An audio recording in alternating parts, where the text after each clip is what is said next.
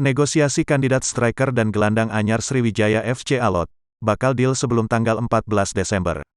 Beberapa kandidat pemain anyar yang digadang bakal menambah amunisi perang Sriwijaya FC yang akan melakoni babak 8 besar Liga 2 yang berlangsung 15-23 Desember tahun 2021 di Stadion Pakansari Bogor dan Stadion Wibawa Mukti Bekasi, masih belum juga diumumkannya.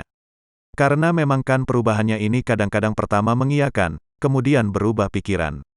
Namun pada kesempatan ketiga yang masa pendaftarannya 8-14 Desember tahun 2021, tidak menutup kemungkinan sebelum tanggal 14 sudah akan ada pemain yang bakal diumumkan. Saya bisa mengumumkan itu setelah memang benar-benar mereka sah terdaftar menjadi pemain SFC di sistem, kata Henry. Jadi apabila sudah terdaftar di sistem, baru kita umumkan, jelasnya. Hendriansyah menegaskan pihaknya telah menekankan untuk mempertimbangkan perekrutan pemain anyar secara matang, jangan sampai hanya sekadar memenuhi kuota pemain saja.